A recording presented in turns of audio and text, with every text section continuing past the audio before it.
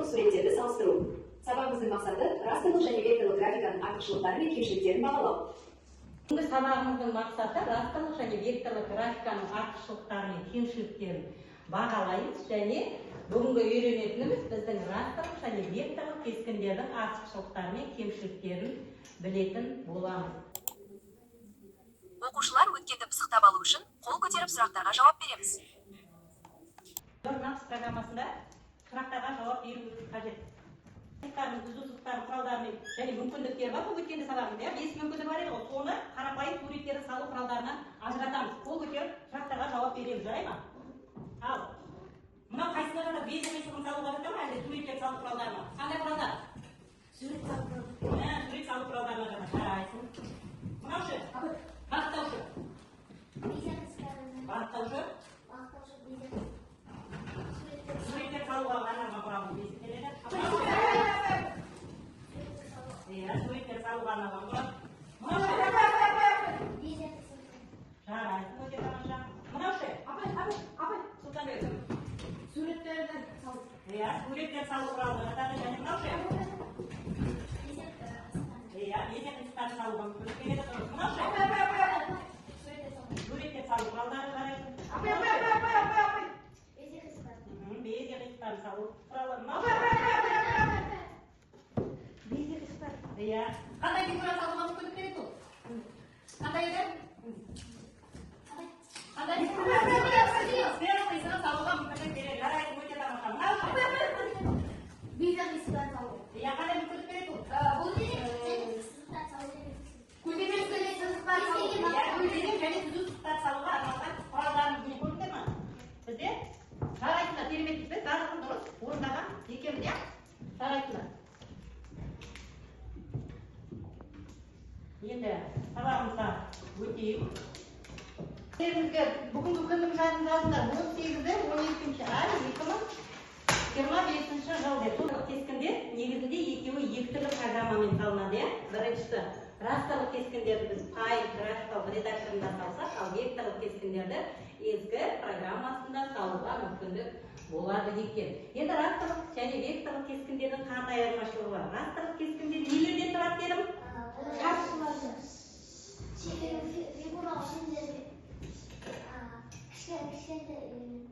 Кішкентай элементтер не еді ол?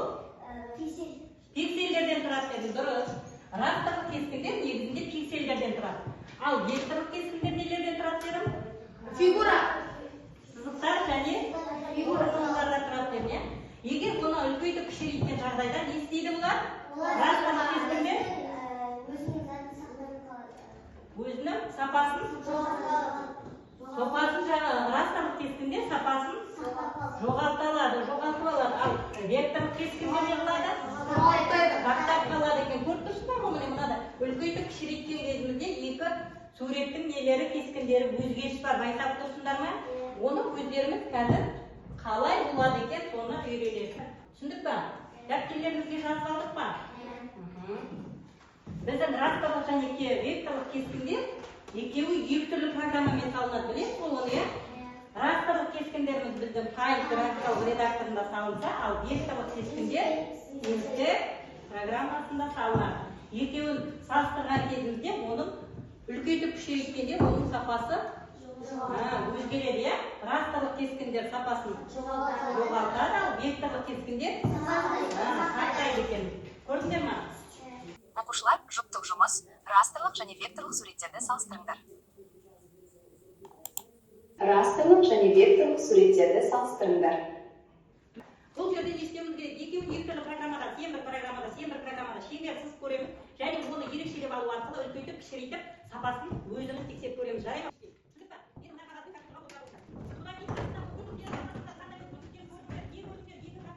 Растрлық графиканың анықтамасын дұрыс беріңдер, мына дискрипторы мына жерге жазасыңдар.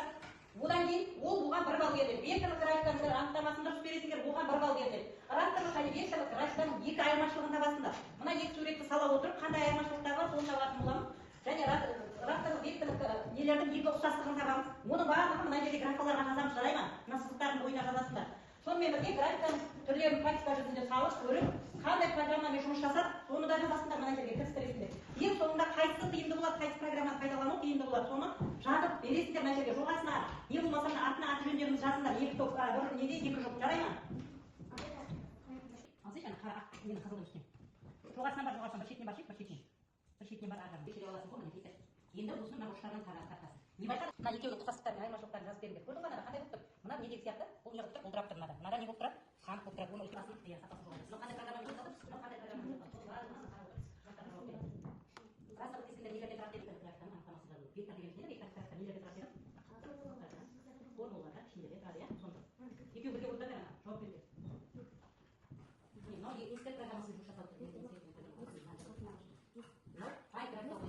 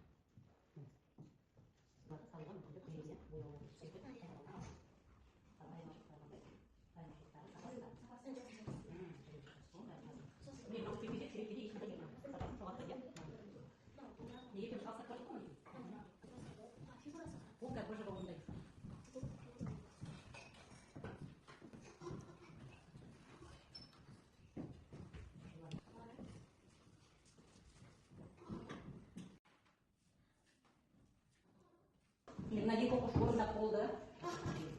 Екеуі 10 балл. Мына екі оқушы да орындап жатыр, тарайсыңдар. 10 балл екеуі де. Мыналар да орындады, тарайсыңдар. 10 балл. Мыналар да жасап көрдіңіздер, тарайсыңдар. Сұрақтарға толық жауап береміз, да? Аты жөндеріңізді жазып беріңдер қағазына. Оқушылар, енді осы 90-ның қорытындысы БЖБ-ні орындаймыз. БЖБ-дағы сондай сұрақтар ұқсастығымен айырмашылығы бар. Қандай программамен жұмыс жасап жатырмыз, қазір қараңыз. Бір түсіндіріп жіберейін БЖБ-ны, жарай ма? Кейін нелерде бір-бірін сәйкестендіреміз, жоғарысында бірінші сұрақты қараңдар. Бірінші сұрақта графиканың редакторлардың анықтамасын жазыңдар. Графикалар нелерде тұратын еді? Сызықта, фигураларда, және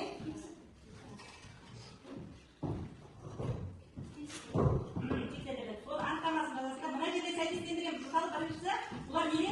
Біріншісі браузерлер. Мынаны бүйтіп сәйкестендіресіңдер. Біріншіден, екінші браузерлерден екеуі бір-біріне сәйкес. Екіншісі, программалардың атаулары бұл нелер? Мәжбүр мынаны қараңдар. Үшінші тапсырмада екі сурет салыстырып, артықшылығы мен ұстақтықтарын қараңдар, жарай ма? Қай программамен салынып жатыр, қандай не? Кескін екенін жазыңдар, жарай ма? Үшінші тапсырмада. Мына жақта төртінші тапсырманы қараңдар. Бұлда да сәйкестендіреміз. Екеуін үлгі ретінде көрсетіп қойды, сендерге сәйкестендіріп, сол сияқты мыналарды сұрақтарын жауаптарымен сәйкестендіреміз. Үшіншісі интеллект программасы не үшін керек? Соның анықтамасын жазасыңдар. Бұлар мен 60 тапсырмада бірінші, екінші үлгі көрсетіп қойды, сол сияқты мыналарды барлығы орындаймыз, жарай ма? Мысалы, бірдің С-сы дұрыс, екінің Б-сы дұрыс деп тұр. Енді біздер 3-дің, 4-дің, 5-дің, 6-ның жауаптарын табуымыз керек екен. Түсіндік па? Орташа, давайте.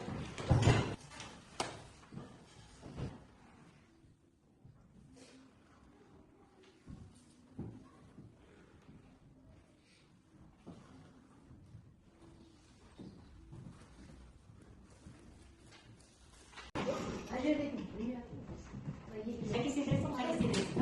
Біріншілер үлгі көрсетіп қойды ғой, мына жерде қара. Мына жерде сәйкестендіріп қойды.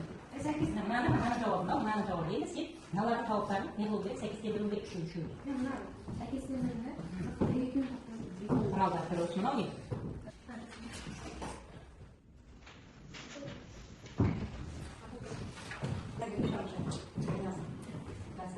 Қандай программаны жасады? Программасын не? Оған компьютермен жұмыс жасады. Және бүгінгі тақырып түсінік болды ма? Болмады ма?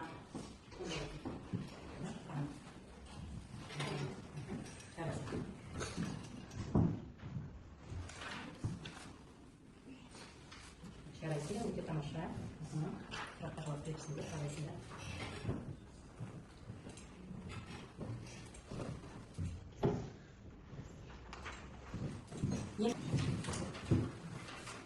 Ойлап жасапқа жарайсыңдар.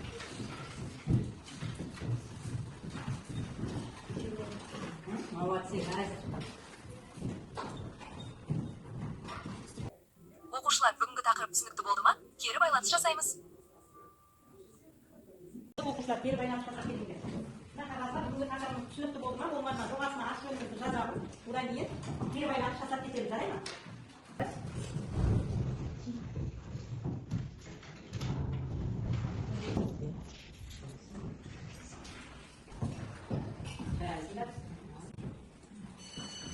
Тастамаулар, тақырыптарымыз. Бүгінгі тақырыбымыз растрлық және векторлық суреттерді салыстыру. Сабағымыздың мақсаты растрлық және векторлық графиканың артықшылықтары мен кемшіліктерін бағалау. Оқушылар өткенді пысықтап алу үшін қол көтеріп сұрақтарға жауап береміз. Оқушылар жұптық жұмыс, растрлық және векторлық суреттерді салыстырыңдар. Оқушылар, енді осы тоқсанның қорытындысы БЖБ-ні орындаймыз.